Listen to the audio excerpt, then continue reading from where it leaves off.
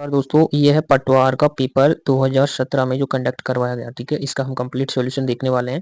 ये code number 26 है। 40 इसमें जो पृष्ठों की संख्या है, 150 कंप्लीट क्वेश्चन है। ठीक है, तो पहला क्वेश्चन देखते हैं इसका। तो देखिए पहला क्वेश्चन क्या कह रहा है। 73वें संविधान संशोधन के अनुसरण में आपको विचार करना बताना है। पंचायत राज अधिनियम राजस्थान में 23 अप्रैल 1994 को लागू किया गया। बात बिल्कुल सही है। ग्राम सभा का वर्ष में 2 बार आयोजन अनिवार्य है। ये भी बात बिल्कुल सही है। पंचायती राज के सभी स्तरों पर महिलाओं का एक तिहाई आरक्षण अनिवार्य है। ये भी बात बिल्कुल सही है। अनुसूचित जाति एवं अनुसूचित जनजाति की महिलाओं के लिए अगर इसमें आ जाता तो ये भी सही हो जाता, लेकिन इसमें महिलाओं का वर्ड छोड़ दिया गया है। तो इस प्रकार की क्वेश्चन ये ऑप्शन नंबर डी गलत हो जाएगा।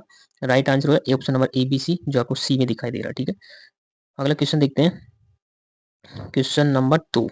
तो क्वेश्चन नंबर 2 कह रहा है भारतीय संविधान में निम्न में से नागरिकों के कौन से मौलिक कर्तव्य है। अच्छा, मौलिक कर्तव्य बता देना है।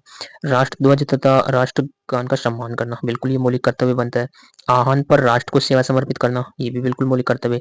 सामाजिक सुधार का प्रयास करना, ये मौलिक कर्तव्य नहीं है दोस्तों, क्योंकि सामाजिक सुधार का प्रयास करना ये एक व्यक्ति की सामाजिक जिम्मेदारी है।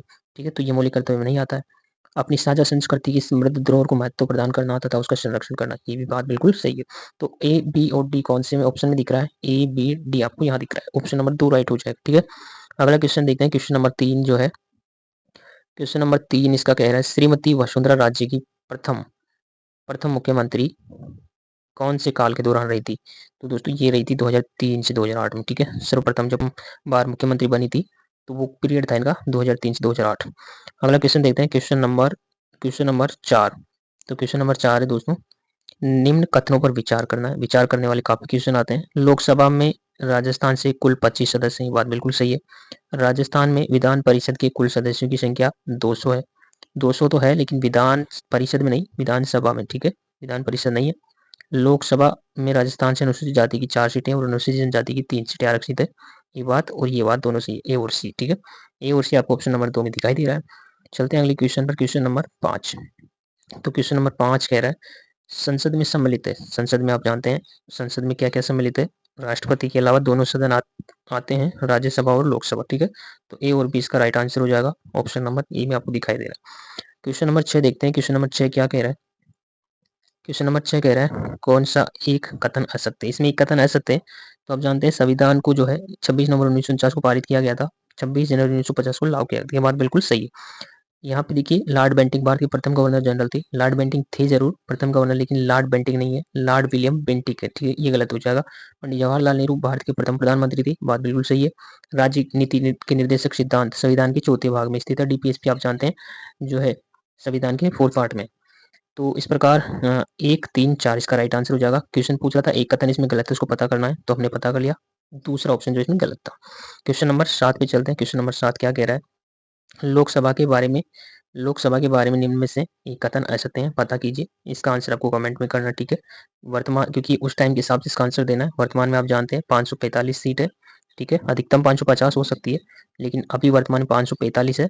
और 545 में से 543 पे ही जो है वोटिंग होती है दोस्तों। ठीक है ना, अभी एंग्लो इंडियन का भी जो है प्रावधान हट गया है, क्योंकि ये उस टाइम पे तो था 17 के समय तो, लेकिन 104वां संविधान संशोधन करके एंग्लो इंडियन का भी प्रावधान हटा दिया गया है। ठीक है, उस टाइम के हिसाब से आपको कमेंट करना है क्या राइट आंसर होने वाला है। क्वेश्चन नंबर 8 देखिए, ग्राम स्तर पर प्रतिनिधि प्रजातंत्र जिसके द्वारा लागू किया गया है वह है। तो ग्राम स्तर पर क्या होता है, पंचायत होता है दोस्तों। राइट आंसर हो जाए पंचायत। क्वेश्चन नंबर 9 देखते हैं। क्वेश्चन नंबर 9 क्या कह रहा है। तो क्वेश्चन नंबर 9 में भारतीय संविधान के इतिहास में सबसे विवादास्पद संविधान संशोधन कौन सा है। 42वां संविधान संशोधन आप जानते हैं 1976 में हुआ था। तो इसको सबसे विवादास्पद संविधान संशोधन माना जाता है, क्योंकि इस टाइम पे जो है दोस्तों सर्वोच्च न्यायालय और जो ये है ना आपका हाई कोर्ट और सुप्रीम कोर्ट, इनकी शक्तियों को कम कर दिया जा रहा था, इसलिए इस टाइम पे काफी विवाद हुआ था। ठीक है, क्वेश्चन नंबर 10 देखते हैं कि संविधान संशोधन ने भारत में प्राथमिक शिक्षा को मौलिक अधिकार बनाया। तो आप जानते हैं 86वां संविधान संशोधन 2002 में हुआ था। इसके ही अकॉर्डिंग जो है 6 से 14 वर्ष के बच्चों के लिए निःशुल्क शिक्षा अनिवार्य की गई थी। ठीक है, अगला क्वेश्चन देखते हैं। Question number 11। क्वेश्चन नंबर 11 है दोस्तों, ये देखिए क्वेश्चन नंबर 11 क्या कह रहा है। अनाज रखने के बड़े मर्दभांड जिन्हें गोरे बंकोट कहा जाता था किस प्राचीन सभ्यता से प्राप्त हुए हैं। तो ये प्राप्त हुए हैं दोस्तों आहड़ सभ्यता से। ठीक है, आहड़ इसका राइट आंसर हो जाएगा। क्वेश्चन नंबर 12 देखिए, राजस्थान में आलनिया आलनिया के प्रागैतिहासिक चित्रों की खोज किसके द्वारा की गई है। तो इसका राइट आंसर हो जाएगा डॉक्टर जगत नारायण। ठीक है, आलनिया के प्रागैतिहासिक चित्रों की खोज किसने की है? डॉक्टर जगत नारायण। अगला क्वेश्चन देखते हैं, क्वेश्चन नंबर 13 है दोस्तों। क्वेश्चन नंबर 13 कह रहा है मारवाड़ में वीरता साहित्य सेवा के लिए सिरों पांव देने की परंपरा रही थी। सर्वोच्च सिरों पांव था, सर्वोच्च सिरों पांव कौन सा था? बहुत ही अच्छा क्वेश्चन है, इजी है, आप कमेंट में इसका आंसर रखना है, ठीक है। क्वेश्चन नंबर 14 देखिए, मुगल बादशाह अपनी विजयों में से आदि के लिए राठौड़ों की 1 लाख तलवारों के एहसानमंद थे। यह कथन किसका है? तो आप जानते हैं ये कथन जो है कर्नल टूर ने कहा था कि मुगल बादशाह जो है अपनी विजयों में से आदि के लिए राठौड़ों की 1 लाख तलवारों के एहसानमंद थे। कथन किसने कहा था? कर्नल टूर के द्वारा कहा गया था, ठीक है। इसका आपको कमेंट में आंसर बताना। 2 क्वेश्चन हो चुका आपके लिए, ठीक है।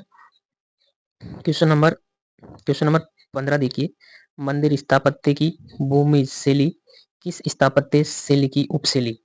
तो इसका राइट आंसर हो जाएगा दोस्तों नागर शैली, ठीक है।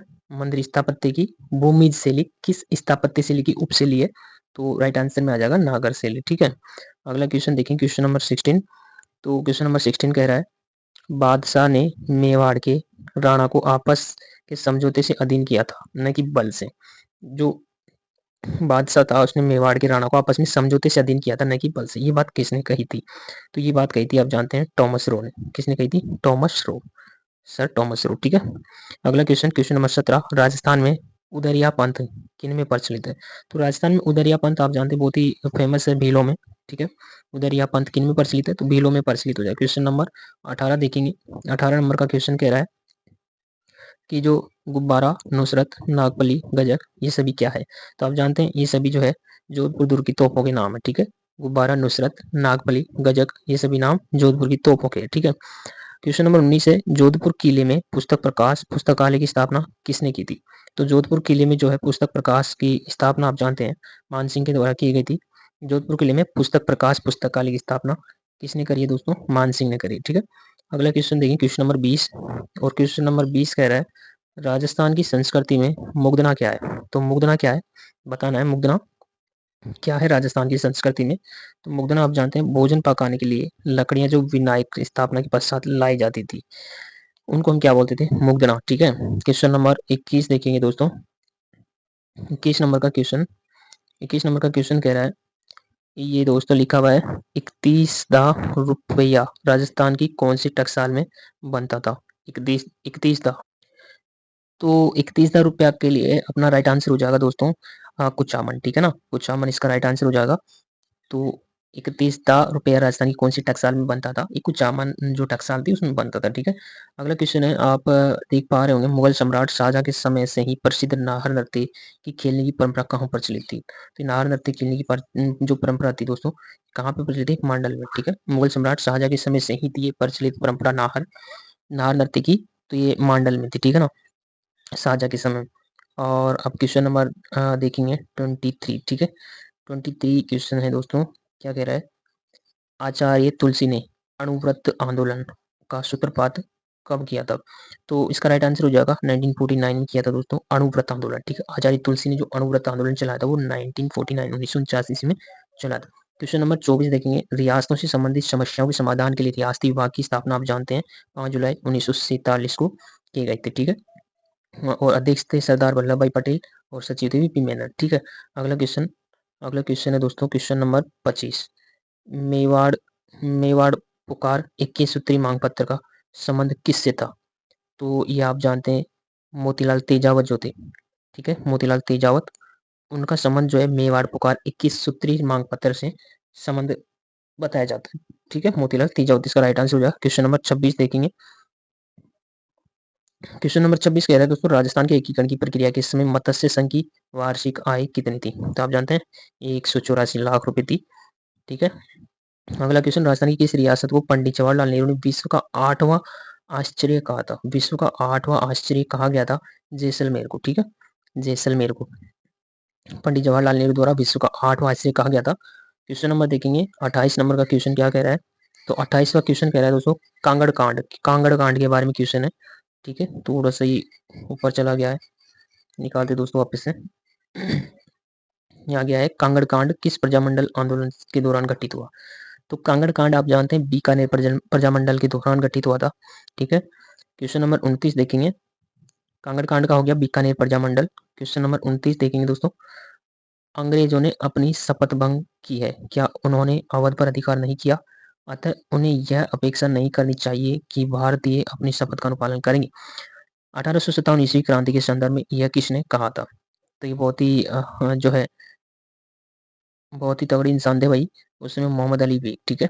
उन्होंने कहा था ये कि अंग्रेजों ने अपनी शपथ भंग की है, क्या उन्होंने अवध पर अधिकार नहीं किया, अतः उन्हें यह अपेक्षा नहीं करनी चाहिए कि भारतीय अपनी शपथ का अनुपालन करेंगे। 1857 क्रांति के संदर्भ में यही कहा था मोहम्मद अली बेग ने।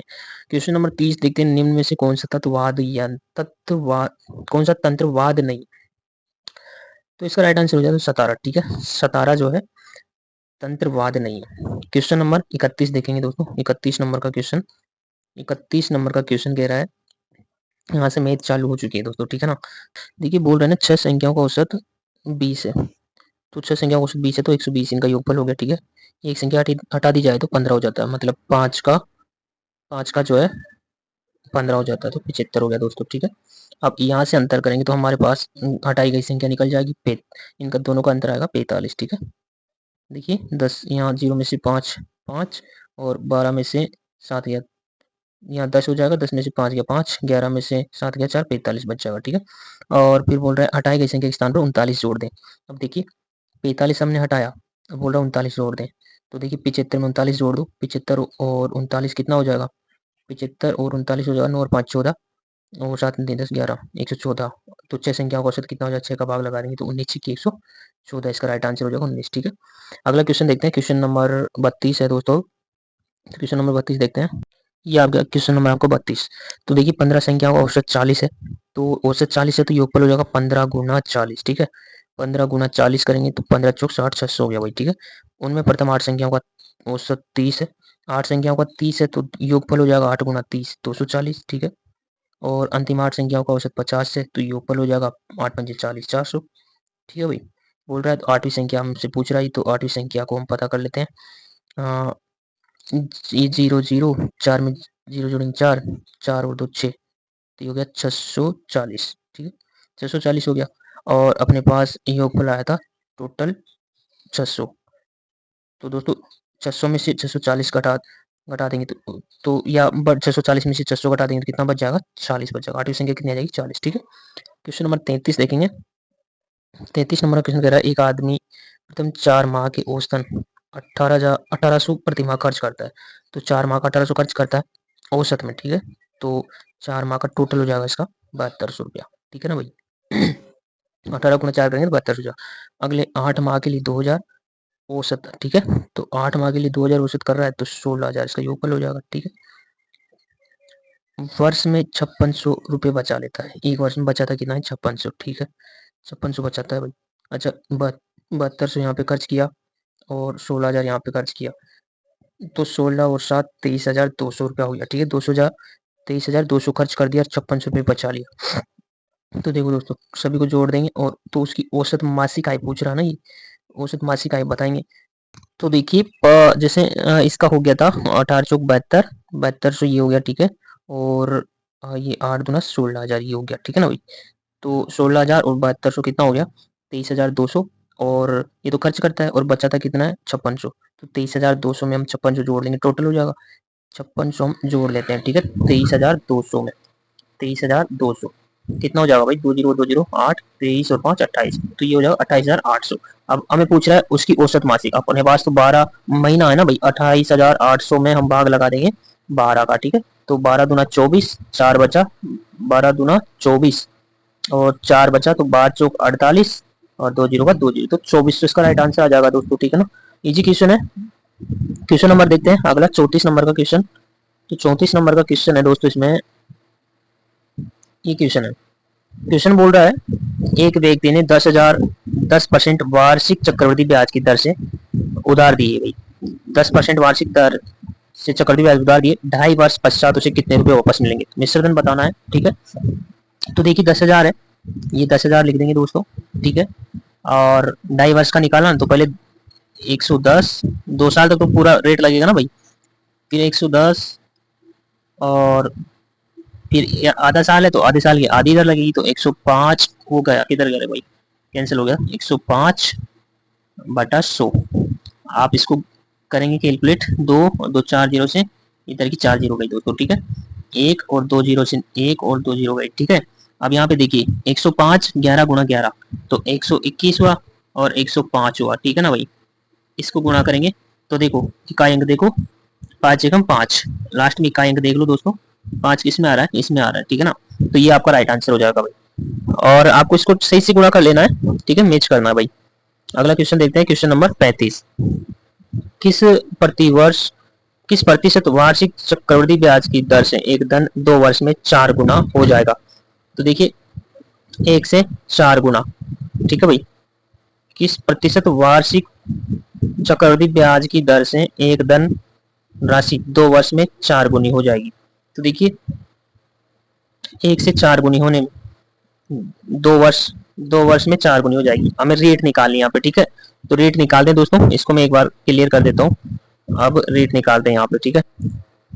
तो इसको कैसे करेंगे दोस्तों, देखिए यहाँ पे हमें पूछा है चक्रवृद्धि ब्याज की दर, ठीक है, और 2 साल दिया है। जब भी आपसे चक्रवृद्धि ब्याज में दर पूछे और तो यहाँ पे टाइम तो दे ही रहा है, ठीक है, 2 वर्ष दे रखा है, तो हम इसका रूट स्क्वायर निकाल लेंगे, ठीक है ना। देखिए 1 से 4 हो जा रही है, ठीक है ना, ये अमाउंट है और ये प्रिंसिपल है, ठीक है। तो हम इसका स्क्वायर रूट ले लेंगे, ठीक है भाई। 2 बताओ, 1 का तो 1 आएगा और 4 का 2 आ जाएगा, ठीक है भाई।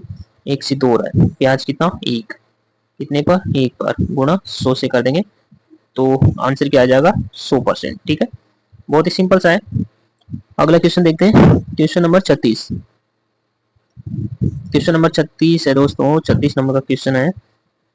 किसी राशि का 2 वर्ष का चक्रवृद्धि ब्याज इतना है, साधारण ब्याज इतना है, तो वह राशि कितनी होगी। देखिए राशि बताने के लिए, देखिए ये 2 वर्ष का चक्रवृद्धि ब्याज और साधारण ब्याज है, ठीक है। तो इन दोनों का अंतर तो कितना है मेरे भाई, बहुत ही शानदार ट्रिक बता रहा हूँ भाई, ठीक है। अंतर है इनका 16.20, ठीक है। ये अंतर है, दर निकाल रहा हूँ मैं यहाँ से, ठीक है ना। इस प्रकार के क्वेश्चन में दर हमेशा ऐसे निकालनी है। तो ये हो गया ब्याज गुणा 100, ठीक है। मूलधन कितना लेना है, ये सबसे इंपॉर्टेंट है। ये 360 रुपया है ना भाई साधारण ब्याज का, ठीक है। तो ये तो 2 साल का है, हमें 1 साल का आधा करके लिखना है यहाँ पे, ठीक है ना। ये लिख दिया भाई मैं, और ये देखो अब ये पॉइंट हटाएंगे तो यहाँ नीचे 2 जीरो आ जाएगा, ठीक है ना। 2 जीरो से 2 जीरो कट गया, 1 जीरो से 1 जीरो कट गया, और 18 नाम का 162, 9% रेट आ गई भाई, ठीक है। अब 2 साल का चक्रवृद्धि ब्याज और साधारण ब्याज का अंतर हमारे पास आ ही गया है 16.20, ठीक है, 16.20। अब हमें मूलधन निकालना है, तो 2 साल का जब भी रहना तो दर बटा 100, दर बटा 100, ठीक है ना भाई। ऐसे करते हैं, दर बटा 100, दर बटा 100, ठीक है। यहाँ से पॉइंट हटाएंगे मित्रों तो ये 2 जीरो चला गया, ठीक है। 9 नाम का 81, 81 दूना 162, 20 बार में कट गया, और 2 जीरो ये है, 1 जीरो ये है, तो 2000 रुपये इसका राइट आंसर आ जाएगा। बहुत ही शानदार है, ठीक है। देखते हैं अगला क्वेश्चन दोस्तों, क्वेश्चन नंबर जो 37 है, ठीक है। 37 नंबर का क्वेश्चन कह रहा भाई कि गत 10 मैचों में ए के रनों का औसत स्कोर 42 है, कोई दिक्कत नहीं भाई, ए का 42 है। बी का 15 मैचों का औसत स्कोर, जो बी है उसका औसत स्कोर 57 है, ठीक है ना। लेकिन ये 15 का है, और ये कितने का था भाई, ये 10 का था, ठीक है। औसत स्कोर तो टोटल कितना हो जाएगा 420 हो जाएगा ये, और इसको गुणा करेंगे 15 7 105, ठीक है। 10 हासिल में रहेगा, 15 75 और 10 85, ये आ गया, ठीक है ना। तो दोनों के रनों का औसत स्कोर पता करना है, तो यहाँ से देख लो ये कितना है 420 है, और 420 को इसमें जोड़ दो मेरे भाई, ठीक है ना। तो जोड़ेंगे 0 5 2 7 8 और 4 12, 1270, ये टोटल हो गया 1270, और 1270 में भाग लगा देंगे, 10 तो ये है और 15 ये है, तो 25 का भाग लगा दो मेरे भाई, ठीक है। अब आप जानते हैं 25 100 25 पंजे 125, 5 बार में 125 आ गया, 2 बच गया मेरे भाई, ठीक है ना। 5 बार में दोनों के रनों का औसत स्कोर पता करना है ना भाई, 10 और 15 25 हो गया है। एक ही रनों का औसत स्कोर 42 था तो 420 हो गया, 15 गुणा 27 सही तो किया ना भाई, गुणा देखते हैं, 15 7 105। अच्छा यहाँ पे गलती कर दिया भाई, ठीक है ना। तो इसको फिर से करके बताता हूँ मैं, थोड़ा गलती हो गया मेरे भाइयों, यहाँ गुणा में गलती हो चुका है। ये देखो 15 7 105 का 5 लिखेंगे, हासिल में 10, ठीक है। अब 15 5 75 और 10 85, ये हो गया, ठीक है। अब इसको और इसको दोनों को जोड़ देंगे मेरे भाई, ठीक है ना। तो जोड़ने पर कितना आया 5 5 और 2 7, और 8 और 4 1275, ठीक है। अब 1275 में भाग कितने का लगाना है, 10 तो ये है और 15 ये है, 15 और 10 25 का भाग लगा देना है। तो 25 25 पंजे 125, तो 25 पंजे 125, 5 बार में 125, 2 बच गया मेरे भाई, 25 एकम 25। अपना आंसर क्या आ गया, 51 आ गया भाई। Option number C is right answer. अगला क्वेश्चन देखेंगे भाई, 38 नंबर के क्वेश्चन पे चलते हैं, ठीक है ना। 38 नंबर का क्वेश्चन है, ये आ गया मेरे भाई। और कह रहा है क्वेश्चन, देखिए हिंदी में किधर लिखा हुआ भाई ये, ठीक है, ये लिखा हुआ है, गिनती के सतत 7 अंकों की एक श्रेणी दी हुई है, उस दी हुई श्रेणी के प्रथम 5 अंकों का औसत n है। अच्छा, 5 अंकों का औसत n है, तो औसत योगफल बराबर क्या होता है, औसत गुणा संख्या। तो 5 अंकों का औसत n है, तो 5n हो जाएगा मेरे भाई, 5 गुणा n करेंगे 5n, ठीक है। सभी 7 अंकों का औसत क्या होगा, श्रेणी दी हुई है, उस दी हुई श्रेणी के प्रथम 5 अंकों का औसत n है, 5 अंकों का औसत क्या है, n है, तो योगफल हो जाएगा 5n, ठीक है। सभी 7 अंकों का औसत क्या होगा, तो सभी 7 अंकों का औसत क्या हो जाएगा भाई, इसमें भाग लगा देंगे, ठीक है। थोड़ा सा सही लिखता हूँ यार, पूरा बेसिक से। तो देखो भाई, मैं कहना ये चाह रहा हूँ, देखो ये बोल रहा है ना, 7 जो संख्या है वो सतत श्रेणी के रूप में दी हुई है, 5 अंकों का औसत है, तो 5n हो जाएगा ना मेरे भाई। दो संख्या तो हमें नहीं पता क्योंकि ये तो 5 अंकों का औसत है, दो संख्या नहीं दी हुई तो हम x प्लस वाई मान लेते हैं, ये टोटल योगफल होता है कि नहीं होता। फिर बाद में बोल रहा है 7 अंकों का औसत मान क्या होगा, तो नीचे 7 भी लिखना होगा। अब मान लेते हैं हम x और y का योगफल 2 है, ठीक है ना, 5n प्लस 2/7, ये इसका राइट आंसर आ जाएगा मेरे भाई, ठीक है, ऑप्शन नंबर 3 में। अगला क्वेश्चन देखते हैं, क्वेश्चन नंबर जो है कौन सा आएगा दोस्तों, ये इधर निकालते हैं 39 वाला, ठीक है ना। 39 नंबर का क्वेश्चन देखते हैं भाई। अगला क्वेश्चन है भाई, इसका आंसर देख लो, एम संख्याओं का औसत एन स्क्वायर बोल रहा है, तो एम संख्याओं का औसत एन स्क्वायर, तो योग हो जाएगा एम गुणा एन स्क्वायर, ठीक है। और ये बोल रहा है इसी तरह एन संख्याओं का औसत एम स्क्वायर, तो एन संख्याओं का औसत एम स्क्वायर है, ठीक है। तो एम प्लस एन संख्या का औसत क्या होगा, अच्छा ये हो जाएगा एम एन स्क्वायर, है ना, और ये क्या हो जाएगा दोस्तों, एन एम स्क्वायर, ठीक है। और नीचे औसत हो जाएगा एम प्लस एन, ठीक है भाई।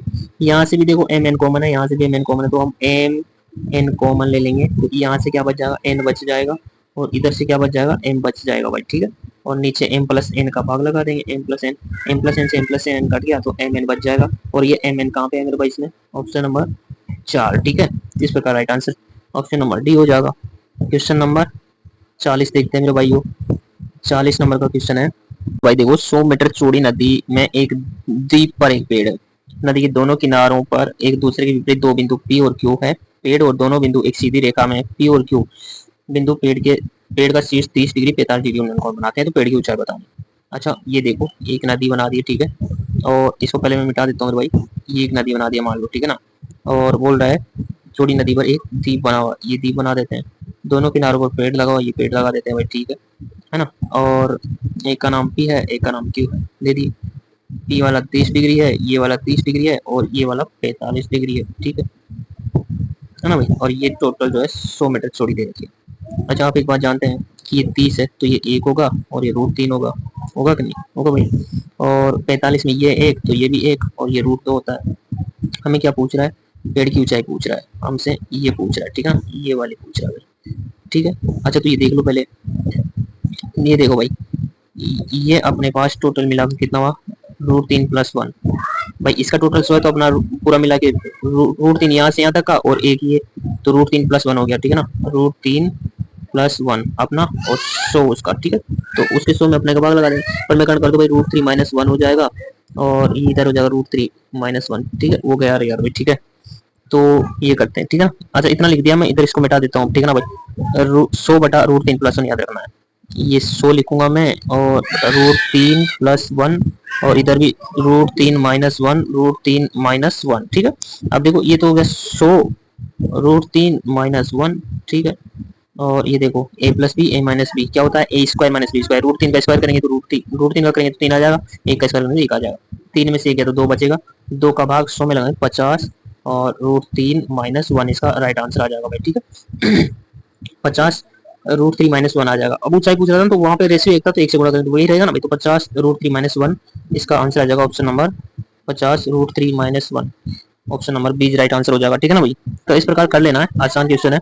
इसके बाद देखो क्वेश्चन नंबर 41 है, यदि मीनार की चाय की लंबाई इसकी ऊंचाई की √3 गुना है। देखो जैसे त्रिभुज बनाते भाई, पूरा 10वीं क्लास का सिलेबस है कंप्लीट, मैं 10वीं की मैथ पढ़ा था, तो मुझे पता है ऐसे क्वेश्चन ये डिक्टो छपे हैं इसमें से, ठीक है ना। तो ये एक है, तो ये रूट 3 है। आप जानते हैं 1/√3 किसका मान होता है, tan 30 का मान होता है, ठीक है ना भाई। tan 45 tan 45 का मान 1, tan 60 का मान √3, tan 30 का मान 1/√3, ठीक है। तो √3 गुना है तो 1 का 3 गुना है तो tan 30 इसका राइट आंसर हो जाएगा, ठीक है। क्वेश्चन नंबर 42 देखना है। 42 नंबर का क्वेश्चन देखो मेरे भाई, ये है 42 नंबर का क्वेश्चन, ठीक है ना। क्वेश्चन है मेरे भाई, और ये भी जो है मैथ का ही है ना। मैथ बहुत ज्यादा है उस पेपर में, तो ऐसा करते हैं, वीडियो बहुत लंबा बन चुका है, इस मैथ मैथ को निकाल देते हैं दोस्तों, ठीक है ना। तो मैं मैथ मैथ वाले क्वेश्चन को निकाल दे रहा हूँ सभी को। ये देखिए आप 43 से यहाँ 81 क्वेश्चन तक मैथ ही मैथ था टोटल। अब यहाँ पे आया 81 नंबर का क्वेश्चन। देखिए आप, यहाँ पे पूछ रहा है कौन सा सही सुमेलित है, ठीक है ना। तो जोधपुर का आकृति जो है आप जानते हैं मेरुआकार है भाई, है नियमित बहुभुजाकार नहीं है, तो ये तो गलत हो गया, ठीक है। सीकर का जो है अर्धचंद्राकार बिल्कुल राइट है, और ये मेरुआकार ये सही नहीं है। करौली का बदकाकार है, तो कौन कौन सा राइट हो जाएगा, 2 और 4 हो जाएगा भाई। 2 और 4 कौन से ऑप्शन में है, चौथे ऑप्शन में, ठीक है। अगला क्वेश्चन देखते हैं भाई। अगला क्वेश्चन अपना क्वेश्चन नंबर 82 है, और क्वेश्चन नंबर 82 में राजस्थान के गाँवों को दर्शाना भाई, ठीक है ना। तो ये देखिए राजस्थान के गाँवों के लिए मैप भी दिया है इसने, और आप जानते हैं यहाँ पे सबसे उत्तरी में कोणा है भाई, ठीक है ना, कोणा गाँव। तो ये कोणा गाँव है यहाँ पे, और इधर कुत्ता वो हो गया भाई, ठीक है ना, सॉरी फॉर डिस्टर्बेंस। लेकिन यहाँ पे आप जानते देखिए सबसे उत्तरी में कोणा गाँव है भाई, ठीक है ना, कोणा गाँव हो गया यहाँ पे। और सबसे पूर्वी में जो है सिलाना गाँव है, आप जानते हैं इस बात को, सिलाना, क्योंकि बहुत बेसिक है भाई, राजस्थान की तैयारी करने वाला इन सबको तो पड़ता ही सबसे पहले। यहाँ पे कटरा गाँव है, आप जानते हैं ये कटरा गाँव हो गया, और यहाँ पे सबसे दक्षिण में बांसवाड़ा का बोरकुंडा गाँव, ठीक है ना। तो इस प्रकार से देख लीजिए, एक पे सिलाना आएगा, 2 पे कोणा आएगा, सिलाना कोणा और फिर कटरा, सिलाना कोणा कटरा। तो देख लेते हैं सिलाना कोणा कटरा कौन से मिलेगा, सिलाना कोणा कटरा। ये देखिए आप देखिए सिलाना कोणा कटरा बोरकुंडा, ठीक है। तो इसका राइट आंसर हो जाएगा option number C. Question number 83 देखते हैं मेरे भाई, 83 क्या कह रहा है। 83 नंबर का क्वेश्चन देखिए, हिंदी में देखते हैं। 83 नंबर का क्वेश्चन है, राजस्थान के भौतिक प्रदेशों के संबंध में सत्य कथन बताना है। तो ये दे रखा है कि राज्य के 61.11% भूभाग में पश्चिमी रेतीले मैदान विस्तार। तो बिल्कुल सही बात है। आप जानते हैं कि जो पश्चिमी रेतीला मैदान है उसका लगभग 61% की समथिंग जो है रेतीला मैदान है, ठीक है ना। दूसरा कथन दे रहा है 9.60% भू क्षेत्र में अरावली पर्वतीय प्रदेश का विस्तार है। तो ये बिल्कुल सही है, 9.60 या 9.80 के समथिंग, ठीक है ना भाई, इतना है। तो ये बात सही है, ये भी सही है। और तीसरा है राज्य के 23.03% भू क्षेत्र में पूर्वी मैदान का विस्तार है। तो ये भी सही हो जाएगा, ठीक है ना भाई। तो इसका हो जाएगा, आप जानते हैं 23.3 के समथिंग, मतलब 23.6% है, ठीक है ना। तो 1 2 3 इसका राइट आंसर हो जाएगा भाई। तो 1 2 3 और चौथा देख लो, इसमें 6.37 दे रखा है, दक्षिण पूर्वी पठारी प्रदेश, ठीक है। तो ये गलत हो जाएगा, 1 2 3 राइट आंसर हो जाएगा अपना ऑप्शन नंबर 1 में। अगला क्वेश्चन देखिए, क्वेश्चन नंबर 84। क्वेश्चन नंबर 84 है, पश्चिमी रेतीले मैदान मैदान का कितना प्रतिशत क्षेत्र बालू का स्तूप है। तो पश्चिमी बालू का स्तूप मुक्त बोल रहा है, तो 41.5 हो जाएगा भाई, ठीक है ना। क्वेश्चन नंबर 85 देखिए, क्वेश्चन नंबर 85 कह रहा है अरावली की निम्न पर्वत चोटियों को उनकी ऊंचाई के आरोही क्रम में जमा दीजिए मेरे भाई, ठीक है ना। तो आरोही क्रम में जमा दीजिए, ऊंचाई के क्रम में जमा दीजिए। देखिए कौन कौन सी दे रखा है, कुंभलगढ़, जरगा, रघुनाथगढ़, अचलगढ़, 4 चोटियां दे रखा है। कुंभलगढ़ आप जानते हैं सीकर में, जिसकी ऊंचाई जो है 1055 है, ठीक है ना। और रघुनाथगढ़, रघुनाथगढ़ की कितनी है, 1224 है, जो कहाँ पे पड़ती है, राजसमंद में पड़ती है। और अचलगढ़ की कितनी पड़ती है, अचलगढ़ की ऊंचाई भाई 1380, और कहाँ पे पड़ती है अचलगढ़, सिरोही में। और जरगा कितनी है, 1431, जरगा है 1431, और कहाँ पे पड़ती है जरगा, उदयपुर में पड़ती है भाई, ठीक है ना। तो देख लीजिए सबसे ऊंची कौन हुई इनमें, जरगा हुई। लेकिन आरोही क्रम में बताना है ना, तो आरोही क्रम में, आरोही का मतलब क्या हुआ, सबसे छोटा पहले आएगा, सबसे बड़ा बाद में आएगा। तो जरगा सबसे बाद में आनी चाहिए, 2 ऑप्शन में जरगा सबसे बाद में, ठीक है। अब सबसे छोटा कौन इनमें, 1055, रघुनाथगढ़ सबसे पहले आनी चाहिए, तो रघुनाथगढ़ सबसे पहले इसमें ऑप्शन नंबर 3 हो जाएगा, ठीक है ना। रघुनाथगढ़, कुंभलगढ़, अचलगढ़ और जरगा। चोटी की ऊंचाई याद होना जरूरी है भाई, ऐसा क्वेश्चन तो फिक्स आना ही है, ठीक है ना, जम आता है, ये तो ट्रेंड ही बना हुआ है क्वेश्चन का। इसके बाद में देखिए अपवा अपवा तंत्र के हिसाब से अपने को नदियों का आरोही क्रम बताना है। अच्छा, अपवा तंत्र के हिसाब से नदियों का आरोही क्रम बताना है, तो देख लीजिए कौन सा राइट हो जाएगा, चंबल, लूनी, माही, बनास हो जाएगा राइट। अच्छा, अवरोही क्रम कौन सा होता है, देखिए बनास पहले आता है, ठीक है ना, और फिर कौन सा आता है, चंबल आता है, चंबल, और फिर कौन सा आता है, लूनी, और फिर कौन सा आता है, माही, ठीक है, और फिर कांतली। इस प्रकार ये था अवरोही, और ये हो जाएगा आरोही क्रम। कोई दिक्कत बिल्कुल नहीं होनी चाहिए। अगला क्वेश्चन देखिए, क्वेश्चन नंबर 87 है भाई, ठीक है ना। और ये क्या पूछ रहा है भाई इसमें, अच्छा इनको जब बताना है, ठीक है ना। तो देख लीजिए यहाँ पे आप जानते हैं यहाँ पे क्या है, BWHW, ठीक है ना। और यहाँ पे आता है BSHW, BSHW, और यहाँ पे आता है CWG, और यहाँ पे आता है AW, ठीक है। तो बता देते हैं। एक पे क्या है BWHW, 2 पे BSHW, BWHW, BSHW, CWG। Option number 1 right answer हो जाएगा ना भाई। अगला क्वेश्चन देखिए, क्वेश्चन नंबर 88 है, ठीक है ना भाई। 88 क्वेश्चन है मिट्टी के बारे में, ठीक है ना। तो कह रहा है क्वेश्चन, राजस्थान में पाई जाने वाली सिरोजा मिट्टी की उर्वरता शक्ति अपेक्षाकृत कम होती है। बिल्कुल सही बात है, ठीक है। सिरोजा मिट्टी में नाइट्रोजन तथा कार्बनिक पदार्थों की कमी होती है, ये बात बिल्कुल सही है। ए और आर जो है दोनों सत्य है, और शक्ति अपेक्षाकृत कम की होती है क्योंकि कार्बनिक पदार्थों की कमी होती है। तो ये व्याख्या भी इसकी सही कर रहा है। ऑप्शन नंबर 2 इसका राइट आंसर हो जाएगा। अगला क्वेश्चन देखिए, क्वेश्चन नंबर 89 अपना जो है मिलान से है भाई, ठीक है ना। तो मिलान कर देते हैं, ये देखिए मिलान कर देते हैं भाई, ठीक है ना। नाहरगढ़ आप जानते हैं ना भाई, देखो सिंपल सा है, नाहरगढ़ कहाँ है, जयपुर में, ठीक है ना। तो सी कितने से मिलेगा, 1 से, और सी 1 से देख लो, ऑप्शन निकालते हैं सही से, ठीक है ना। ये लो निकाल दिया मैं, सी 1 से, इसमें है, इसमें है और इसमें है, ठीक है ना। इसके बाद में देखिए आप बंद, देखिए नाहरगढ़ का तो मिला ही दिया हमने जयपुर से। इसके बाद में बंद बारेटा, बंद बारेटा कहाँ मेरे भाई, तो बंद बारेटा हो जाएगा भरतपुर में, ठीक है ना। तो A3 से मिला दो, A3 से इसमें है भाई, ठीक है ना। तो ये अपना ऑप्शन आ जाएगा, बंद बारेठा भरतपुर में, नाहरगढ़ जयपुर में, और सीता माता दोस्तों, सीता माता हो जाएगा तीसरा। किससे मिलाया गया इसमें, तीसरा है सीता माता। 1 से कैसे मिल गया भाई सीता माता, बी ऑप्शन, अच्छा बी ऑप्शन जो है 4 से चित्तौड़गढ़ में, ठीक है ना, ऐसे। और फुलवाड़ी की नाल कहाँ है, उदयपुर में, ठीक है। ये राइट आंसर हो जाएगा। चलते क्वेश्चन नंबर 90 वाला दोस्तों, 90 वाला नंबर का क्वेश्चन देखिए। क्षेत्रफल की दृष्टि से राजस्थान का सबसे बड़ा कृषि जलवायु खंड, क्षेत्रफल की दृष्टि से राजस्थान का सबसे बड़ा कृषि जलवायु खंड कौन सा हो जाएगा, ये हो जाएगा भाई संचित उत्तर पश्चिमी मैदान, ठीक है। अगला क्वेश्चन देखिए, क्वेश्चन नंबर 91, ये फिर से कुछ बताने का आ गया मेरे भाई, ठीक है ना। अच्छा गाय की नस्लों को बताना है। अच्छा देख लीजिए, जैसे जैसे मैं यहाँ पे बना देता हूँ राजस्थान का नक्शा, ठीक है भाई। ये बना दी राजस्थान का नक्शा, ठीक है ना। तो आप जानते हैं ये जो क्षेत्र है, ये वाला क्षेत्र, इसमें पाई जाती है भाई, इसमें पाई जाती है कौन सी, थार पाकर। पश्चिम में कौन सी पाई जाती है, थार पाकर, यहाँ थार पाकर। और यहाँ जो है ना, इस क्षेत्र में कांकरेज पाई जाती है, कौन सी, कांकरेज, कांकरेज यहाँ पे थार पाकर। और ये जो है, ये वाला क्षेत्र जो है, इस वाले क्षेत्र में पाई जाती है राठी, राठी गाय पाई जाती है इधर, ठीक है ना। और इधर जो है, यहाँ पे ये देखिए इसके पास पास में कौन सी, हरियाणी, हरियाणी गाय पाती है, ठीक है ना भाई। और ये जो क्षेत्र है, ये वाला क्षेत्र, यहाँ से इधर पाती है मालवी, कौन सी गाय, मालवी। और इस क्षेत्र में पाई जाती है गिर, कौन सी गाय, गिर। और ये जो बच गया बीच में, इधर पाई जाती है नागौरी, ठीक है ना भाई। तो इस प्रकार ही तो है।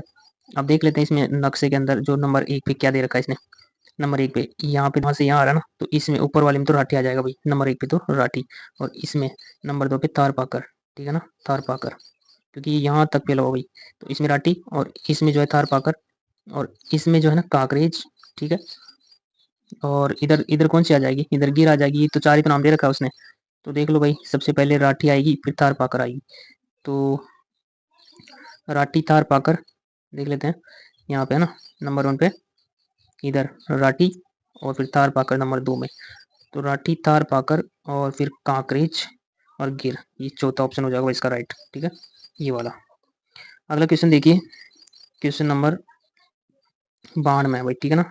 और 92 नंबर का क्वेश्चन जो है, 92 नंबर का क्वेश्चन है दोस्तों, इसमें भी जो बांधों को जमाना भाई, ठीक है ना। और बांधों को जमाना है, पूरा निकाल देता हूँ इसका ऑप्शन, ये लो भाई, ठीक है।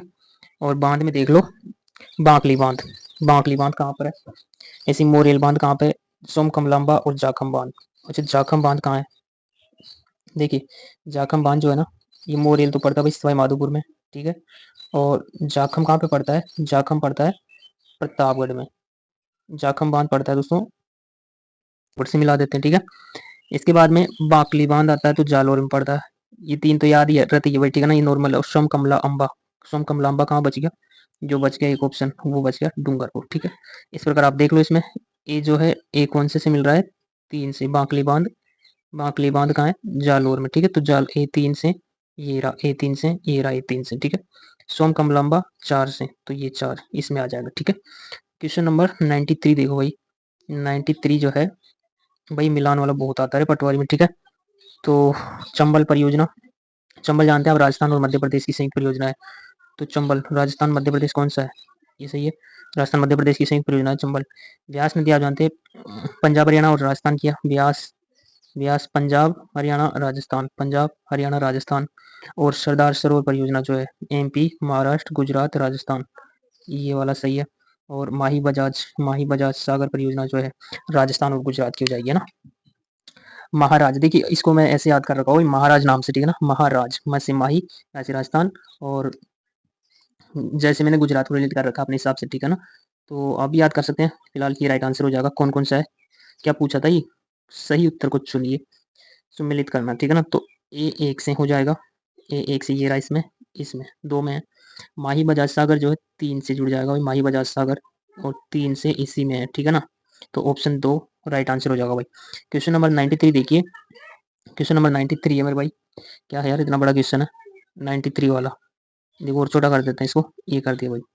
और इसमें अच्छा आईएनजीपी का क्वेश्चन है भाई, ठीक है ना। ये अच्छा इसमें पहले लिख ही लेते हैं भाई, ठीक है ना। यहाँ पे तो देखिए इसने नंबर 1 दे रखा ना यहाँ पे।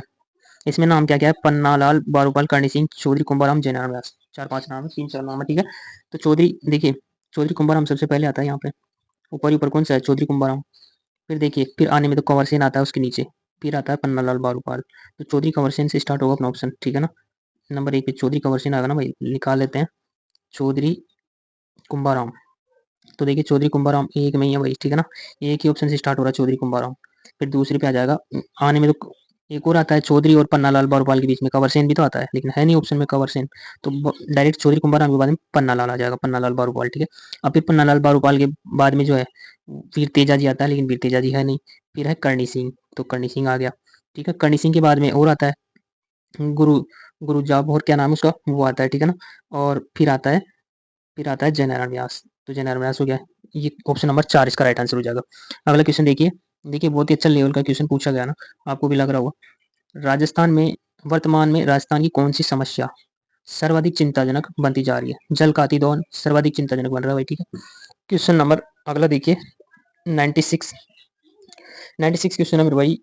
क्वेश्चन कह रहा है कि राजस्थान भू क्षेत्र में लंबाई की दृष्टि से राज्य में गुजरने वाले निम्नलिखित राष्ट्रीय राजमार्गों का सही आरोही क्रम, तो सही आरोही क्रम पूछ रहा है, तो 89, 114 और 79 और 3 ये आ जाएगा, ठीक है। अगला क्वेश्चन देखिए, क्वेश्चन नंबर 97, राजस्थान में लिग्नाइट कोयला उत्पादन के क्षेत्र बताने भाई। अच्छा लिग्नाइट कोयला जो है आप जानते हैं बीकानेर, बाड़मेर और नागौर प्रमुख रूप से मिलता है भाई, ठीक है ना। बीकानेर बीकानेर, नागौर और जो है बाड़मेर, इनमें प्रमुख रूप से मिलता है, ठीक है। और जो भी बाड़मेर का कपूड़ी है ना, वहाँ पे मिलता है, तो कपूड़ी देखो इस ऑप्शन में रहा, ठीक है ना भाई। और ये बरसिंगसर कहाँ पड़ता है, बरसिंगसर बीकानेर में ही पड़ता है भाई बरसिंगसर, ठीक है ना। और मेड़ता कहाँ पड़ता है, नागौर में। तो पहला ही ऑप्शन हो जाएगा इसका राइट आंसर। लिग्नाइट कोयला उत्पादन के प्रमुख क्षेत्र हो गया ना भाई, कपूड़ी कपूड़ी बाड़मेर का है, मेड़ता नागौर का पड़ता है, ये बरसिंगसर बीकानेर का हो गया, ठीक है। और पल्लाना भी बीकानेर में पड़ता है, ठीक है ना। पल्लाना कहाँ पड़ता है, बीकानेर में। तो अकॉर्डिंग टू ऑप्शन ये सही आंसर हो जाएगा मेरे हिसाब से, ठीक है ना। बाकी आपको क्या लगता है इसमें, आप भी बता सकते हो अपनी राय। अगला क्वेश्चन देखिए 98, 98 वाला क्वेश्चन देखिए। इसमें क्वेश्चन पूछ रहा है, मिलान का क्वेश्चन है। तो तांबा देखिए, खो दरीबा तांबा हो जाएगा, सीसा जस्ता, और सीसा जस्ता के लिए हो जाएगा भाई राजपुर दरीबा, ठीक है। तो देख लीजिए तांबा जस्ता पहला 3 से मिलेगा भाई, पहला 3 से यहाँ है और यहाँ है। दूसरा सीसा जस्ता जो है 1 से मिलेगा, तो बी में 1 है, तो ये आंसर हो जाएगा भाई, ठीक है ना। भले क्वेश्चन अब हार्ड आए भाई दोस्तों, लेकिन ऑप्शन जो ना ऐसा देता है, अगर आपको 1-2 पता है ना, तो आप आराम से क्वेश्चन को बना सकते हैं, ठीक है। जैसे तांबा का हो गया ना खोदरीबा, शीशा जस्ता का आपको राजदरीबा याद है, तो हो गया क्वेश्चन। अगर 1-2 नहीं है ना, एक याद है, कभी कभी तो ऐसा ऑप्शन आता है कि एक याद है तो ही काम बन जाता है, ठीक है। अब देखिए ये क्वेश्चन है और पटवार का तैयारी कर रहे हैं आप लोग, तो उसके लिए थोड़ा सा ही क्वेश्चन जरूरी बन जाता है भाई, ठीक है ना। आ सकता है क्योंकि पटवार का काम होता है ना जमीन का नाप चुक करना, ऐसे में क्वेश्चन बनता है। तो देखिए जरीब तथा फित्ता सर्वेक्षण प्रयुक्त उपकरणों के संबंध में निम्नलिखित कथनों का परीक्षण कीजिए तथा नीचे दिए गए कोडों का सही उत्तर चुनिए। तो यहाँ लिखा हुआ है गंटर गंटर और इंजीनियरिंग जरी में प्रत्येक कड़ी क्रमशः 0.66 और 1 फुट लंबी होती है। तो बिल्कुल ये बात सही है, गंटर में जो है ना, गंटर में जो है प्रत्येक कड़ी की लंबाई 0.66 होती है। अच्छा जो है गंटर में जो है टोटल कितनी कड़ियां होती है भाई, 100 कड़ियां होती है। सॉरी जरीब में ना, जरीब में कितनी कड़ियां होती है, एक जरीब में 100 कड़ी होती है और 66 फीट लंबी होती है। गज में अगर गज में पूछे तो 22 गज होती है, जबकि लिट्टे में पूछता है तो 10 लिट्टे होती है, ठीक है ना।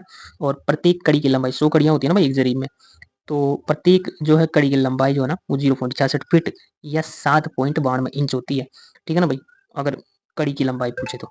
लेकिन यहाँ पे पूछ रहा था एक गंटर का तो हो जाएगा 0.66 और जरीब का हो जाएगा 1 फीट लंबी होती है, ठीक है ना। तो ये पहला ऑप्शन सही है। फिर दूसरा ऑप्शन है इसमें, देखिए दूसरा ऑप्शन पूछ रहा है 80 गंटर जरीब में 1 मील होता है। ये बात बिल्कुल सही है। देखिए 10 वर्ग जरीब में 1 एकड़ होता है, और 10 जरीब में 1 फरलांग होता है, और 80 जरीब में 1 मील होता है। ठीक है, तो यहाँ पे ये बोल रहा है कि 80 गंटर जरीब में 1 मील होता है, और 10 गंटर जरीब में जो है 1 फरलांग होता है। तो ये बात बिल्कुल सही है। यहाँ पे पूछ रहा है 10 वर्ग घंटा जरीब में 1 एकड़ होता है, ये बात सही है। ठीक है ना। इसके बाद में अति परिशुद्ध जरीब तथा पित्तश्रेणी धात्विक अथवा इस्पाती पित्तों का प्रयोग किया जाता है। अति परिशुद्ध, ये गलत बोल दिया दोस्तों, यहाँ पे वर्ड अति परिशुद्ध नहीं होता है, ये गलत हो जाएगा। और प्रकाश गुनिया में दोनों आयताकार दर्पण परस्पर 55 डिग्री पर नहीं 45 डिग्री पर झुके होते हैं भाई। ठीक है ना। तो इसका राइट आंसर हो जाएगा 1 और 2 राइट आंसर हो जाएगा भाई। ठीक है ना, इसका ऑप्शन नंबर 4। अगला क्वेश्चन देखिए दोस्तों, क्वेश्चन नंबर 100 है, और 100 कह रहा है भाई, देखिए मार्ग में पड़ने वाले भवन तथा रेल पटरियां जरीब पित्ता सर्वेक्षण में किस प्रकार की बाधाएं उत्पन्न करते हैं। अच्छा, मान लीजिए आप किसी जमीन की नाप चुप कर रहे हैं, ठीक है ना, जरीब पित्ता लेके। ठीक है, अब वहां पे मार्ग में आपके बाधा बन रहे हैं, मकान बन रहा है, कोई पटरियां डली हुई है, ठीक है, तो किस प्रकार की, देखिए अवरुद्ध करेंगे, और क्या करेंगे भाई, अवरुद्ध दृष्टि और अवरुद्ध जमीन मापन दोनों करेंगे कि नहीं करेंगे। तो इसका ऑप्शन हो जाएगा ना केवल 3। देखिए अवरुद्ध भी इसमें आ गया और अवरुद्ध जमीन मापन भी इसमें आ गया, तो केवल 3 राइट आंसर हो जाएगा। अगला क्वेश्चन देखिए, क्वेश्चन नंबर 101। यहाँ से कंप्यूटर चालू हो गया मेरे हिसाब से। देखिए कंप्यूटर क्वेश्चन आ गया है। तो डेस एक परिभाषा है जो वेबसाइट से अवैध रूप से मूवी डाउनलोड करने के लिए दिया जाता है। तो क्या है, पायरेसी है। पायरेसी परिभाषा जो वेबसाइट से अवैध रूप से मूवी डाउनलोड करने के लिए दिया जाता है। ठीक है। अगला क्वेश्चन है, जानकारी की सामग्री किस में जमा होती है। तो किस में जमा होती है भाई, मेमोरी डेटा रजिस्टर में जमा होती है। ठीक है। अगला क्वेश्चन देखिए, बीसीडी का पूर्ण रूप बताना है भाई, binary binary coded binary coded दशमलव। ठीक है ना, बाइनरी कोडेड दशमलव। ठीक है ना। अगला क्वेश्चन देखिए, 104 नंबर का क्वेश्चन है अपने पास में। 104 नंबर का क्वेश्चन कह रहा है, इसे मुख्य भंडारण भी कहा जाता है। तो किसको एक मुख्य भंडारण भी कहा जाता है, मेमोरी को कहते हैं भाई। ठीक है ना, मेमोरी को एक मुख्य भंडारण क्षमता भी कहा जाता है। इसके बाद में इसे निर्माण के समय प्रोग्राम में लिया जाता है, ये मेमोरी है। तो कौन से को जो है निर्माण के समय हम प्रयोग में लेते हैं भाई। तो इसका राइट आंसर हो जाएगा दोस्तों, राइट आंसर हो जाएगा, निर्माण के समय में प्रोग्राम किया जाता है रोम को। ठीक है ना। रोम का पूरा नाम रीड ओनली मेमोरी है। अच्छा, ये एक स्थायी मेमोरी होती है। रेम जो ये सॉरी रोम जो है एक स्थायी मेमोरी होती है। इसे केवल पढ़ा जा सकता है लेकिन लिखा नहीं जा सकता। ठीक है ना। तो हो जाएगा इसका राइट आंसर रोम। अगला क्वेश्चन देखिए, क्वेश्चन नंबर 6। और क्वेश्चन नंबर 6 कह रहा है, सीडी रोम किसे प्रदर्शित करता है।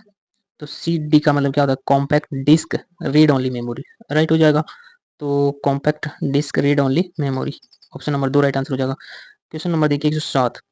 वह कौन सी मेमोरी है जो प्रति सेकंड कई बार रिफ्रेश करनी पड़ती है। बताओ कौन सी मेमोरी है भाई, ये बताता है। तो ये मेमोरी हो जाएगी दोस्तों डायनेमिक रैम। ठीक है ना, इसे डी रैम भी बोला जाता है, डायनेमिक रैम। अगर रिफ्रेश नहीं करेंगे तो क्या होगा, क्या होगा, कुछ नहीं होगा, डाटा खो जाएगा इसमें से। ठीक है। अगला क्वेश्चन देखिए, क्वेश्चन नंबर 108 है, हार्ड डिस्क के दोनों पक्ष किससे लेपित होते हैं। हार्ड डिस्क के दोनों पक्ष किससे लेपित होते हैं, चुंबकीय धातु ऑक्साइड से लेपित होते हैं। ठीक है। अगला क्वेश्चन देखिए, 109 नंबर का क्वेश्चन। 109 नंबर का क्वेश्चन है दोस्तों। यहाँ पे कह रहा है क्वेश्चन, निम्नलिखित भंडारण युक्ति में से किसमें डेटा की सबसे बड़ी राशि स्टोर कर सकते हैं। तो सबसे बड़ी राशि हार्ड डिस्क में। ठीक है। इसके बाद में केस मेमोरी किन दोनों के बीच में कार्य करती है। तो इसके बीच में कार्य करती है, सीपीयू और रोम के बीच में किस मेमोरी काम करती है। ठीक है।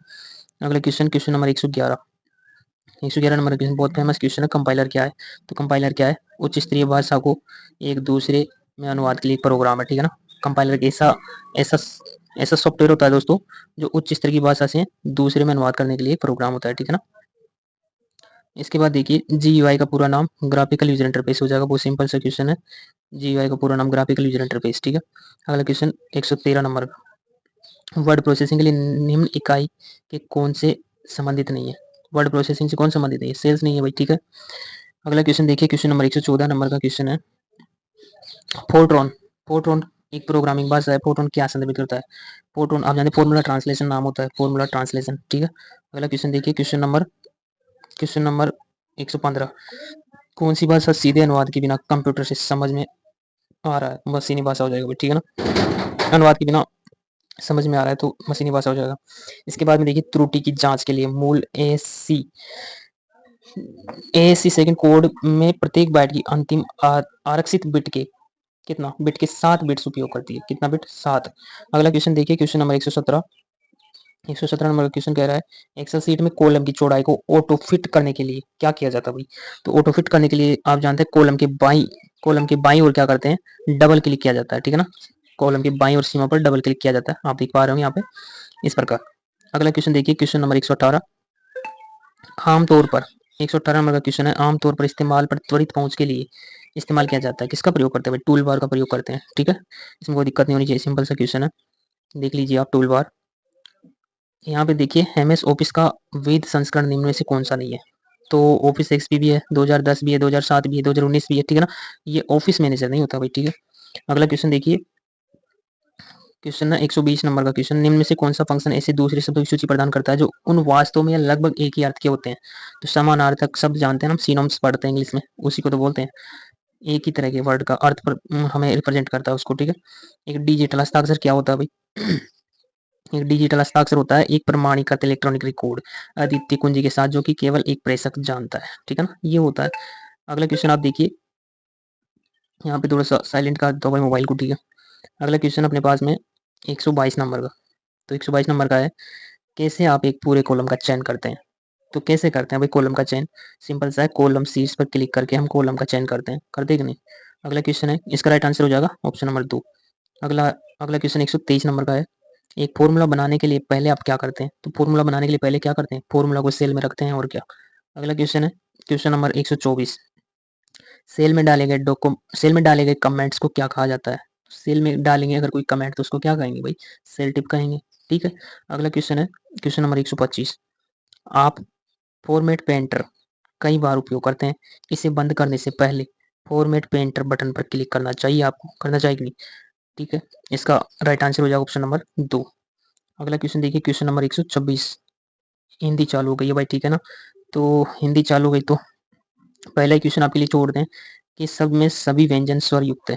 ठीक है, पहला क्वेश्चन का आपको आंसर देना है, सर्वनाम का प्रकार नहीं है, गुणवाचक सर्वनाम का प्रकार नहीं होता है, स्वर संधि से निर्मित शब्द अत्याचार। देखिए यहाँ पे ये और वह के आगे अगर आधा अक्षर आता है तो कौन सी संधि होती है बता दो? तो यण संधि होती है, तो अत्याचार में यण संधि है। ये देखिए उत्थान, उत्पलस्थान है ना भाई, उत्पलस्थान। तो देखिए इसमें कौन सी संधि हो जाएगी? व्यंजन संधि। और यही तो पूछ रहा है, स्वर संधि से निर्मित शब्द नहीं है, उत्थान ही तो नहीं है। ये देखिए यहाँ भानुदय, बड़ा ऊ की मात्रा आ रही है ना इसमें, तो इसमें कौन सी संधि हो जाएगी भाई? दीर्घ संधि हो जाएगी। ठीक है ना, और यहाँ देखिए संभवाराधना, तो देखिए संभवाराधना में तो इसमें खुद में ही स्वर संधि है। ठीक है ना भाई, संभव प्लस आराधना, ऐसा हो जाएगा। तो इसका राइट आंसर हो जाएगा उत्थान। शुद्ध वर्तनी बतानी है आपको। ठीक है ना, शुद्ध वर्तनी बता दो भाई इसमें से, इसका भी आंसर आपको देना है। और यहाँ पे देखिए हिंदी का है भाई। ठीक है ना, और हिंदी का आंसर आप देख लेना है। देखिए यहाँ से हिंदी हिंदी है, देखिए मुहावरा आया अपने पास में, खे खाना, तो खे खाना का मतलब होता है बुरी दशा में रहना। ठीक है ना, सिंपल सा मुहावरा आया है। इसके बाद में 138 नंबर का क्वेश्चन, अर्ध अर्ध विराम का निर्देशक चिन्ह अर्ध विराम का किसका होता है? बताओ इनमें से अर्ध विराम का निर्देशक चिन्ह किसका? तो अर्ध विराम का चिन्ह हो जाएगा भाई ऑप्शन नंबर ए। ठीक है ना, इसके बाद में है, देखिए ये हिंदी हिंदी है, यहाँ से निकालते हैं इसको। यहाँ पे देखिए क्वेश्चन आया है, संघीय राजभाषा हिंदी देवनागरी लिपि तो अनुच्छेद 343 के एक में है कि नहीं है? जानते हैं आप? इसके बाद में देखिए नेम का तत्सम रूप, इसमें भी शुद्ध शब्द नहीं है, ये बताना आपको। ठीक है ना, नेम का तत्सम हो जाएगा निम्ब, है ना। अगला क्वेश्चन देखिए 149 का क्वेश्चन है, हाथी के पाँव में सबका पाँव, इस लोकोक्ति का क्या अर्थ होता है भाई? बड़े लोगों के साथ छोटे लोगों का भी गुजारा हो जाना। ठीक है ना, 149 नंबर का हो गया। और 150 नंबर का क्वेश्चन क्या है? 150 नंबर का क्वेश्चन है भाई, अभिराम और अविराम युग्म का अर्थ क्या होगा? तो इसका होगा भाई सुंदर और लगातार। ठीक है ना, अभिराम का मतलब होता है सुंदर और अविराम का मतलब होता है लगातार। ठीक है, तो राइट आंसर ये हो जाएगा। ये थे दोस्तों 150 क्वेश्चन और बहुत ही शानदार लेवल का क्वेश्चन है, ऐसे क्वेश्चन है जिसमें हर किसी का लेवल निकल सकता है भाई। ठीक है ना, तो कुछ क्वेश्चन छूटे हैं, उनका आप आंसर दे सकते हैं। तो मिलते हैं अगले पेपर में, हम पटवारी का नेक्स्ट पेपर लेके आते हैं दोस्तों। ठीक है ना।